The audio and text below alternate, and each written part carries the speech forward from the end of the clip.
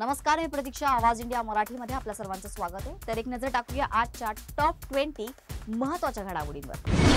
भाजप मंत्री पंकजा मुंडे यांचे पीए अनंत गर्जे यांच्या पत्नीने आत्महत्या केल्याची धक्कादायक घटना समोर आली आहे. अनंत गर्जे आणि डॉक्टर गौरी पालवे यांचा 7 फेब्रुवारीलाच विवाह झाला होता. वरळीतील राहत्या घरी काल सायंकाळी 7 वाजता घरात गळफास घेऊन त्यांनी आत्महत्या केली. कौटुंबिक वादातून ही आत्महत्या झाल्याची प्राथमिक माहिती समोर आली आहे. तर या प्रकरणी वरळी पोलिसांनी अपमृत्यूची नोंद केली आहे. तर मृतदेह शवविच्छेदनासाठी केईएम रुग्णालयात पाठवला आहे. सामनाच्या रोखठोक संपादकीयमध्ये बिहार आणि महाराष्ट्राच्या निवडणुकींवर गंभीर भाष्य करण्यात आलंय.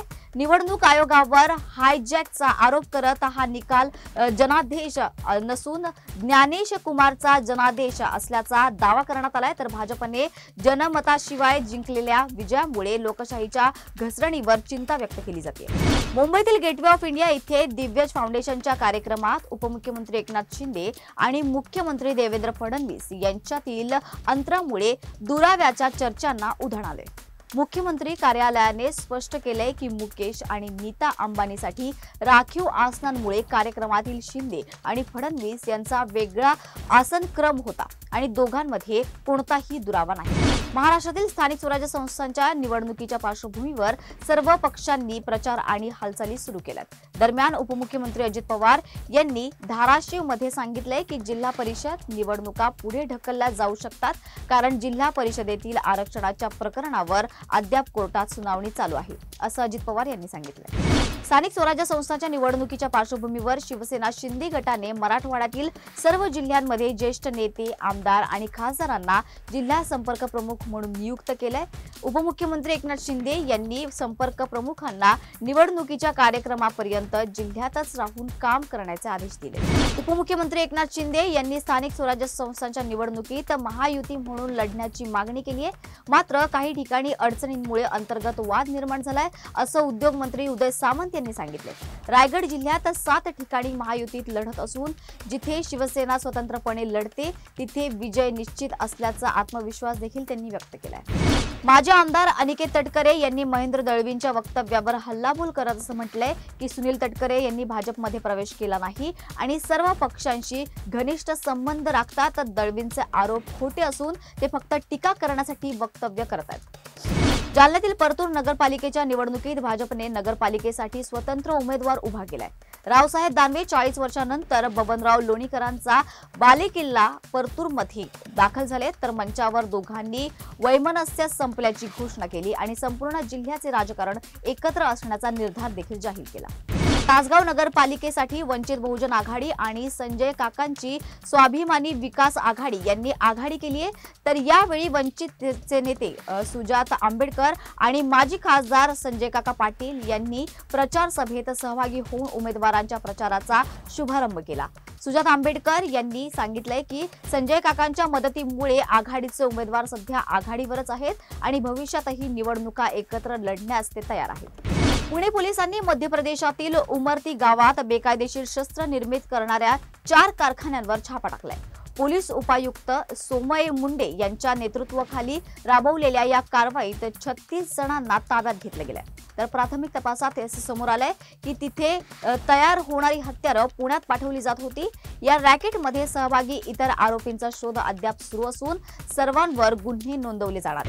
मालेगाव तालुक्यातील डोंगराळे गावात 16 नोव्हेंबर रोजी 24 वर्षीय विजय संजय खैरन रणे 3 वर्षीय चिमुरडीवर अत्याचार करून त्याने तिची हत्या केली.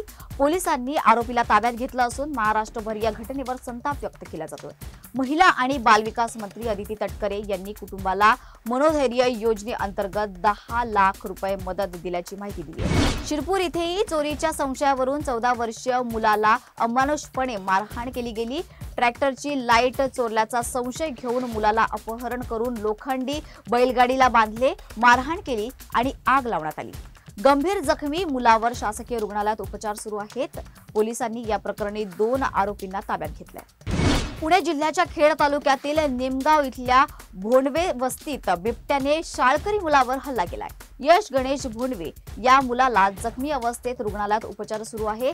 तर सुदैवाने मुलाचे जीव वाचले असून मोठी घटना टळली. बिबट्याच्या या हल्ल्यामुळे परिसरात भीतीचं वातावरण निर्माण झालं. पुणे विमानतळावर प्रवासी क्षमतेत मोठी वाढ झाली आहे. एअरबस A321 प्रकारच्या मोठ्या विमानांचा वापर वाढल्यामुळे दररोज 70हून अधिक उड्डाणं सुरू आहेत. यामुळे विमानतळावरील प्रवाशांची संख्या लक्षणीयरित्या वाढली आहे. महाराष्ट्रात सध्या थंडीचं तापमान खाली गेलंय. उत्तर महाराष्ट्र, मध्य महाराष्ट्र आणि मराठवाड्यात पारा लक्षणीयरित्या कमी झालाय, तर धुळे, नाशिक आणि पुणेसह काही शहरांमध्ये तापमान 10 अंश सेल्सिअस खाली गेलं असून काही ठिकाणी महाबळेश्वरपेक्षा अधिक थंडी जाणवते. केंद्र सरकारने विविध संस्था, बँका, कारखाने आणि कंपन्यांमध्ये काम करणाऱ्या महिलांसाठी कामगार संहिता 2025 लागू केली आहे. या संहितेअंतर्गत महिलांना नोकरी सुरक्षितता, कामाच्या ठिकाणी सुरक्षा आणि अधिकार सुनिश्चित केले जात आहेत. तर सर्व महिला कर्मचाऱ्यांची वर्षभरात एकदा मोफत आरोग्य तपासणी करणं आवश्यक आहे. मुंबईतील इक्षू शिंदे यांची अमेरिकेतील गॅरिबे इन्स्टिट्यूट फॉर सॉफ्ट पॉवर आणि पब्लिक डिप्लोमसी कडून ग्लोबल फ्युचर स्कॉलर आणि डिप्लोमॅट म्हणून निवड करण्यात आली आहे. तर शैक्षणिक गुणवत्ता, अभ्यास आणि समाजहित यातील समतोल साधणाऱ्या इक्षू यांना हा सन्मान त्यांच्या मेहनत आणि कल्पक दृष्टिकोनामुळे मिळाला आहे. भारतात मल्टी कमोडिटी एक्सचेंजवर सोन्याच्या दरात 8,099 रुपयांची घट नोंदवली आहे. ऑक्टोबरमध्ये एका तोळ्याचा सोन्याचा दर हा 1,32,294 रुपये होता, तर आता तो 1,24,195 रुपयांवर पोहोचलाय. या घसरणीमागे भारत अमेरिका ट्रेड डीलवरील सकारात्मक परिस्थिती आणि फेड रिझर्व्हच्या डिसेंबरमधील व्याज दर कपातीचा परिणाम असल्याचं तज्ज्ञांचं मत आहे. भारताचे पंतप्रधान नरेंद्र मोदी दक्षिण आफ्रिकेतील जोहान्सबर्गमध्ये सुरू असलेल्या G20 परिषदेत सहभागी झालेत. या दरम्यान मोदींनी इटलीच्या पंतप्रधान जॉर्जिया मेलोनी यांचीही भेट घेतली.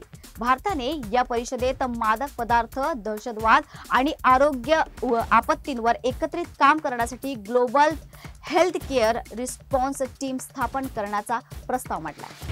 भारतीय क्रिकेट स्टार स्मृती मंदाना आणि संगीतकार पलाश मुच्छल यांचे लग्न आज सांगलीतील सयाजी हॉटेलमध्ये होणार आहे. तर दोघांनी आधीच सर्व पारंपरिक विधी पूर्ण केले असून फोटो आणि व्हिडिओ सोशल मीडियावर चांगलेच व्हायरल होत आहेत. लग्न इंटिमेट आणि आफ्टरनून वेडिंग स्वरूपात आहे. फक्त कुटुंबातील जवळचे सदस्य आणि काही मित्रच लग्नाला उपस्थित राहणार आहेत. तर या होत्या आजच्या टॉप 20 महत्त्वाच्या घडामोडी. अशाच महत्त्वाच्या घडामोडींसाठी पाहायला विसरू नका आवाज इंडिया मराठी.